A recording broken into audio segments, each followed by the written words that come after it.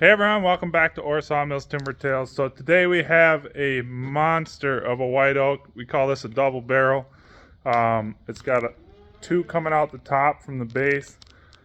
So this tree is actually kind of unique. So most of the time when you have two tops coming out, it's because it is one tree splitting into two main stems coming out, and then it grows that way.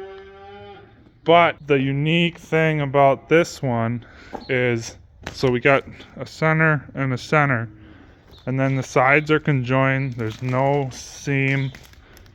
And then if you go back far enough, if we look down here, we'll see bark right in the center, and then in between them. So here's a center, and here's a center, and bark. So at about, looks like about 20 years of age, these two trees decided they wanted to grow together, and then they fused, and then it turned into this, what we call a double barrel white oak.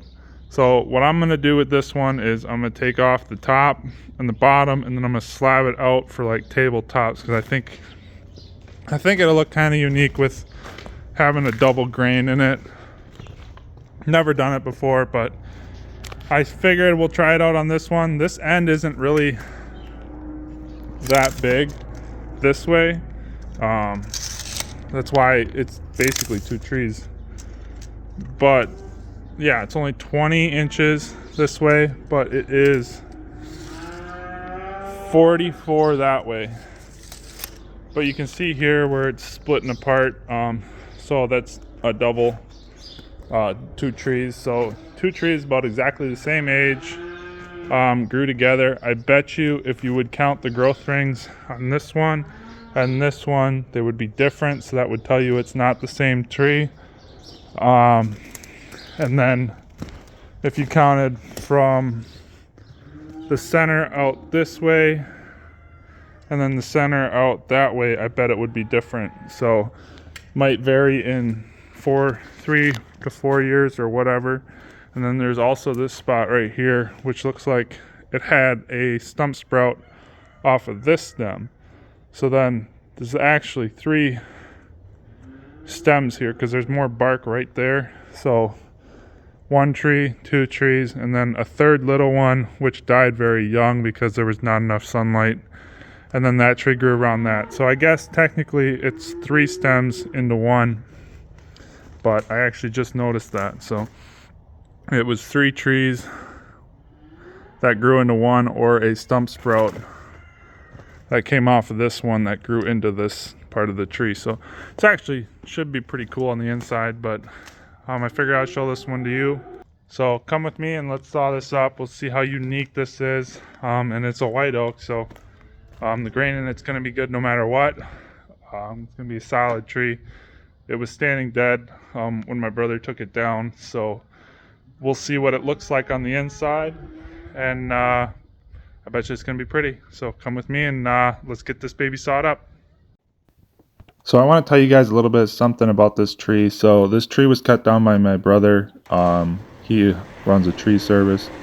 So this tree was probably standing dead because the amount of decay on the tree for how long it's been sitting in the log pile is more than what I believe would be if the tree was standing alive. It's hard to say, but I believe it was standing dead.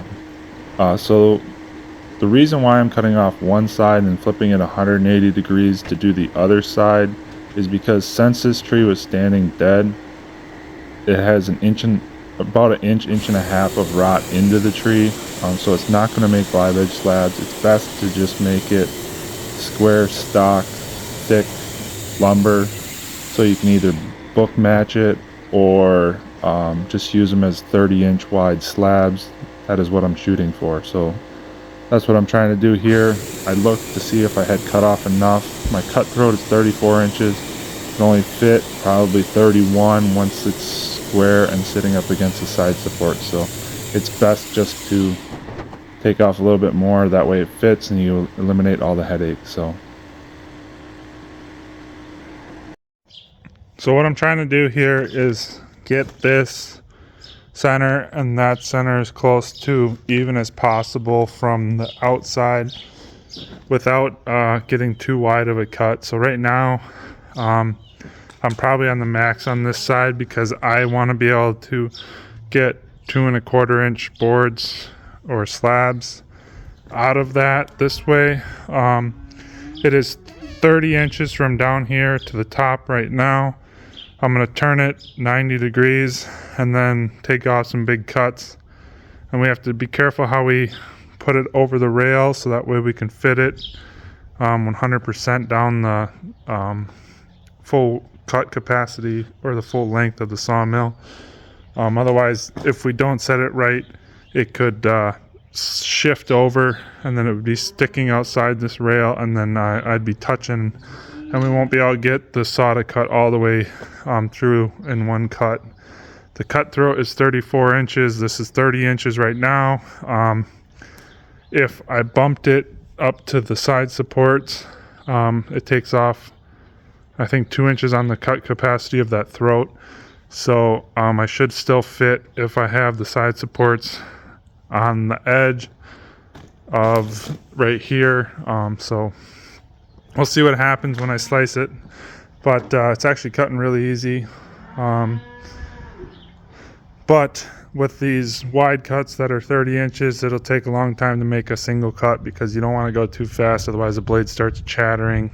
It gets built up with sawdust and it doesn't want to cut right.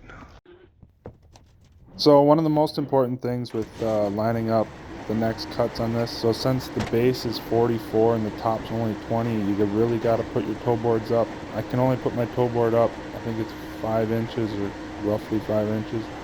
So I have to go with as high as it goes. I would like to have raised it probably 1 or 1.5 inches higher on the top end because it's not quite where I want the center of the tip to be. But this is what we're working with and this is what we got. I don't want to spend a ton of time cutting this tree because I'm not even sure if it's valuable yet. Once you open it up, it's hard to tell whether or not there's going to be cracks, checks, or breaks. From the base of the log, I can tell there's starting to be some check lines.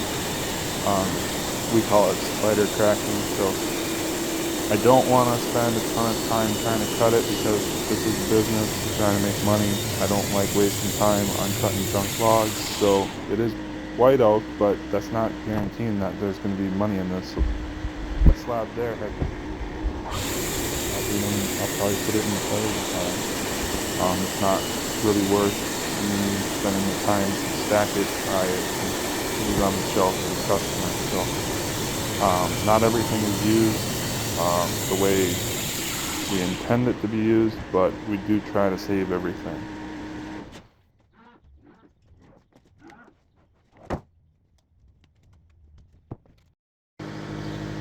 So these are those check lines I was talking about. They go through and then they break apart, so you can make the log less valuable really quick. So now that I saw those, I gotta flip this 180 degrees, slice into it, and see if the checks keep coming into the log. Because if the log's checked, then this thing's pretty much gonna be junk, or I have to saw it a completely different way.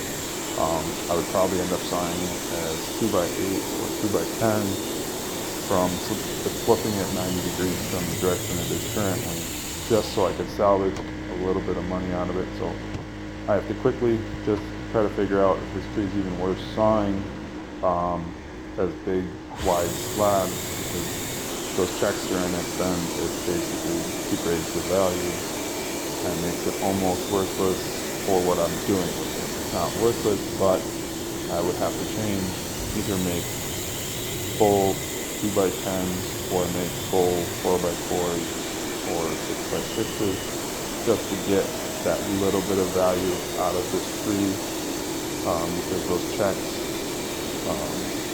are very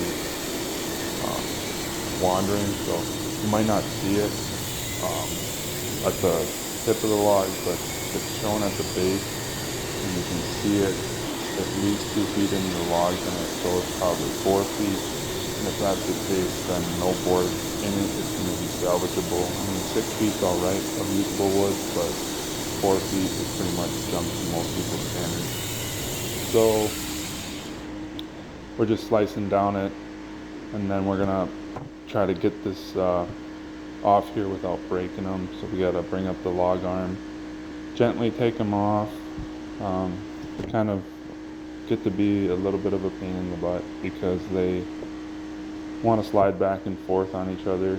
You can't just pick these up because they're close to 150, almost 200 pounds. They're 2¼ inches thick and 30 and a half inches wide. So you don't want to just pick them up. You have to use leverage and gently move them the way you want to move them.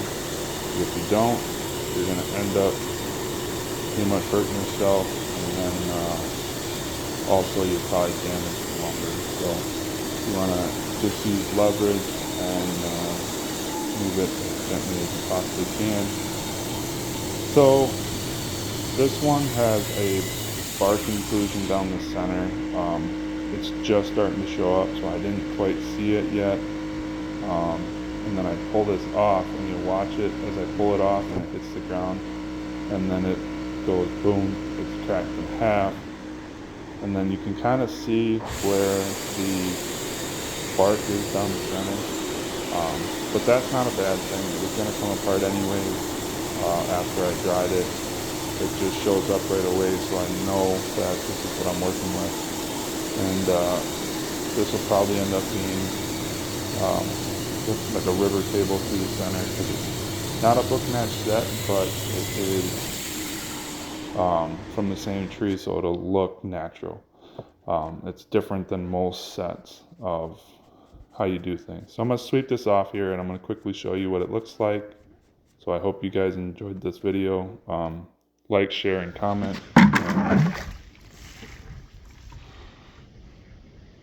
Just wow, look at that.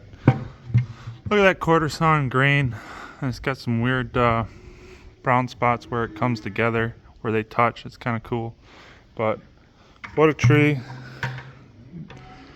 I don't think I'll ever come across another one, so thought I'd share it with you guys, and hope you enjoyed the video.